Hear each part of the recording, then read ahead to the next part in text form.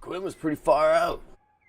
I liked the guy and all. He was a little weird and creepy. He's the reason I got into comedy in the first place. I mean, he was the godfather of aggressive comedy. In my opinion, one of the greatest comedians of all time. If I'm the king of aggro comedy, Quinn Diaz was the godfather. I vote based on the fuck or fight policy. I love it when that guy wigs out. It's like all the anger, everything you've ever been thinking of, your entire life, everything you're angry about, and he lets it out for you. You know, a lot of people say when you go to prison, you should pick a fight with the biggest guy. And I approached it differently. I got in there, I saw the biggest guy. Fucking stop it! I ran into him all the time. He was always just handing me joints or drugs. That was it. No money, just kind gestures. I remember this party. He actually rolled up this pube spliff for Flannery. Guy smoked the whole thing. I actually got that on my cell phone. Look at that right there. That's for Flannery.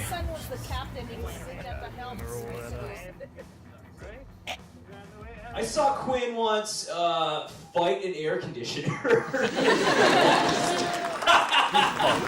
He's the rage out.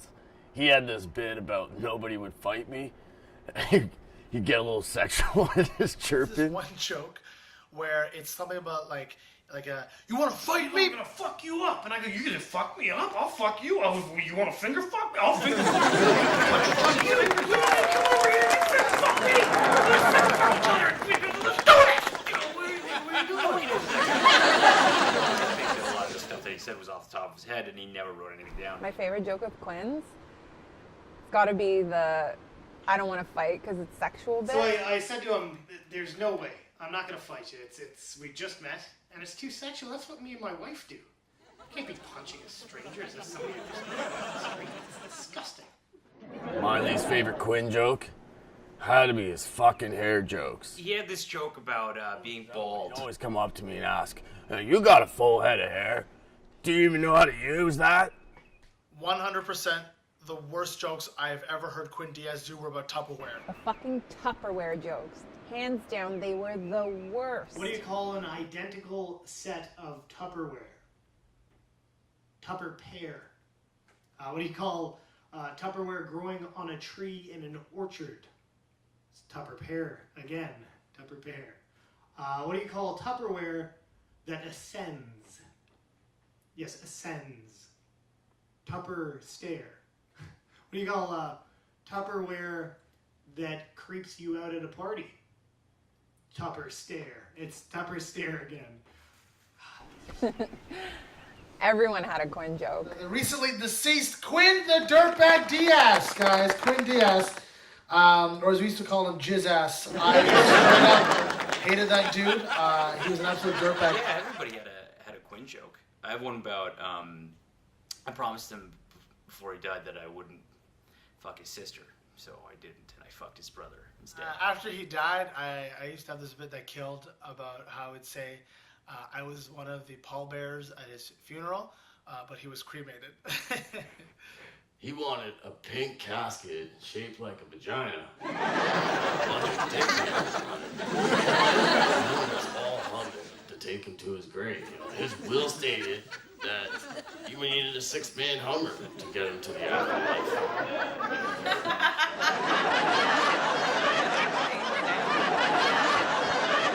Quinn's still with us. I mean, I could still smell him. Quinn Diaz was hanging out at Hyde Park with a bunch of dogs sitting next to him.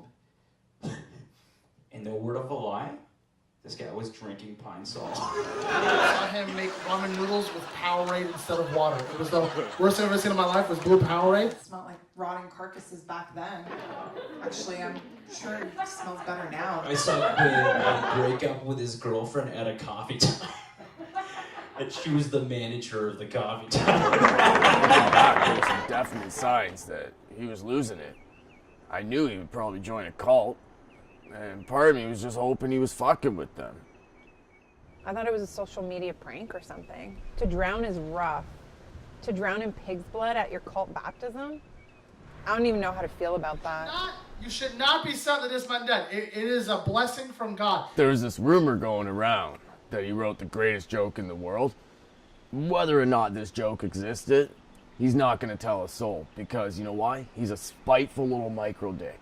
Just who he is. His greatest joke would be either like a self-referential, deprecating, sexual, like just series of references to fecal matter. There's comedy classes about this joke. I personally don't think it existed. I think he was just fucking with people. You know, the greatest joke probably is him. You seen how he lived, how he died? He's the greatest joke never told. If it did exist, it'd probably be about something really stupid, like semen-covered pineapple or something like that. How does it taste now? Thank you very much, ladies, gentlemen, and others. It has been a splat. And just remember, if you didn't have fun tonight, your money's already in my pocket.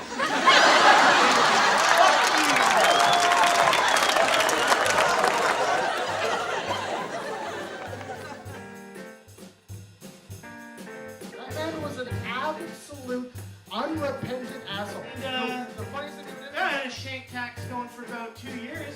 People just give me free stuff. Recently lost local comedian Quinn Diaz, everybody, right? Fucking lost. Yeah, I shouldn't have gotten high. But I'll stab a guy for you.